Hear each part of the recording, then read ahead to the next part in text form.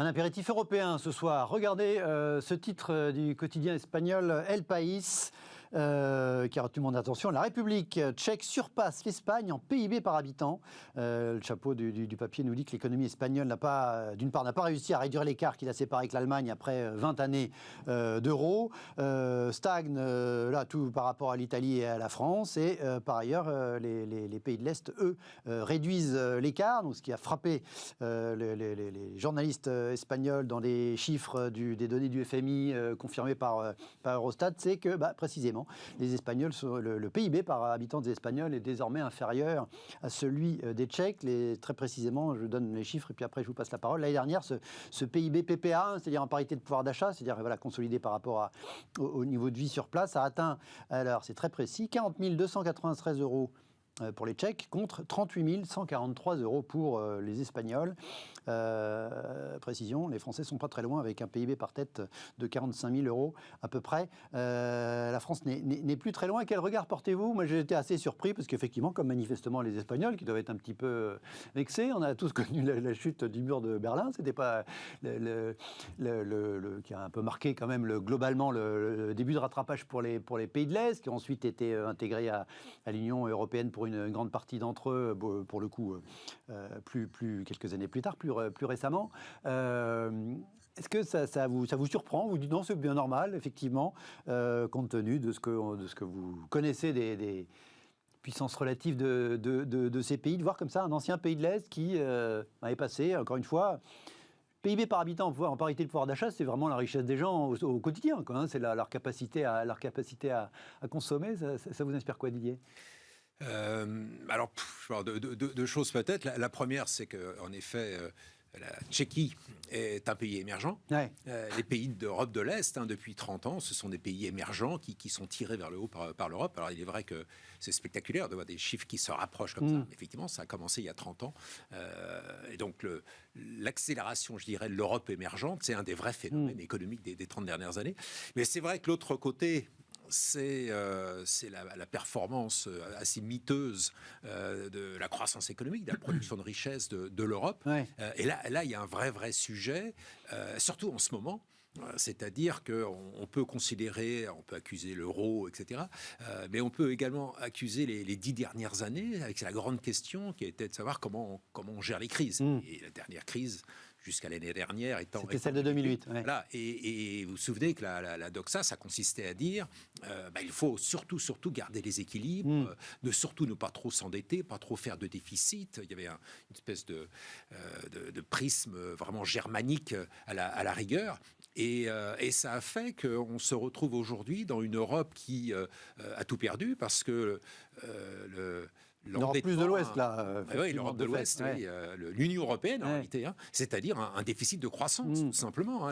L'Italie doit être exactement dans la même situation. Leur problème principal... L'Italie, ils sont au même niveau que la Tchéquie, en effet, en PIB. Ouais. Le problème principal, c'est un problème de croissance, de croissance du PIB. Et c'est intéressant de voir, si on veut mettre cette nouvelle là dans le contexte de l'actualité, c'est que la gestion de la dernière crise, celle de 2020, est complètement différente. Cette fois-ci, on voit que les gouvernements, y compris l'Allemagne, ne veulent pas reproduire la même erreur qu'ils avaient commise il y a 10 ans, consistant à dire il faut tout de suite resserrer les boulons, éviter les déficits, etc. Parce qu'en faisant cela, on croit revenir vers l'équilibre. En réalité, on plombe complètement la capacité de croissance et le taux d'endettement, c'est PIB sur dette. Ou dette sur PIB. Et donc, le numérateur, c'est une chose, vous essayez de réduire la dette, mais si votre PIB s'enfonce, votre ratio ne s'améliore jamais. Donc, je crois qu'une des leçons, malheureusement, de ce rattrapage de l'Europe de l'Ouest par les pays émergents de l'Europe, c'est vraiment un constat d'échec sur des politiques de croissance qui ont vraiment été trop faibles ces 10-15 dernières années. Votre regard, François, alors vous, dans votre boîte, vous avez une taux de croissance meilleur que l'économie et le PIB par habitant espagnol.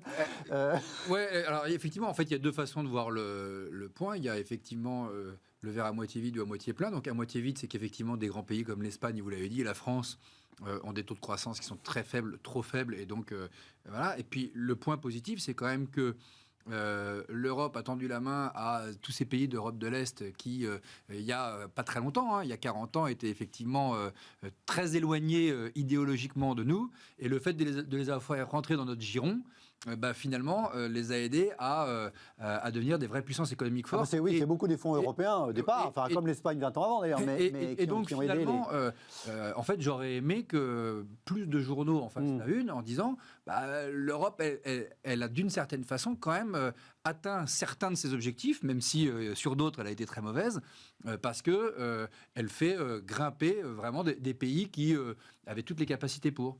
Donc maintenant, on va avoir des puissances de plus en plus fortes à côté de nous.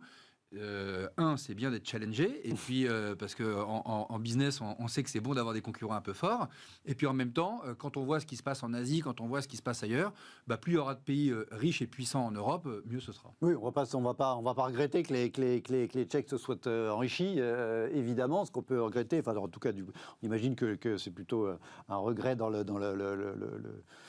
du point de vue des Espagnols, c'est qu'ils soient passés devant et que donc ils aient pas, que les moins riches s'enrichissent, c'est tant mieux. Si les un peu plus riches s'enrichissent pas pendant ce temps-là, effectivement, ça peut de fait poser des problèmes. Mais c'était intéressant. Voilà, moi ça m'a. L'entrepreneur voit toujours le positif. Le financier essaye souvent de regarder ce qu'on peut faire mieux. Mais effectivement, c'est bien de voir aussi que la croissance, ça se traduit quand même souvent par l'enrichissement des gens. C'est pas que des statistiques. D'où l'intérêt de ces chiffres à la fois de PIB par habitant et en parité de pouvoir d'achat, ce qui, pour le coup, montre bien une notion de richesse individuelle. Allez, tout de suite, on va revenir à la politique économique. On va parler de l'économie du climat.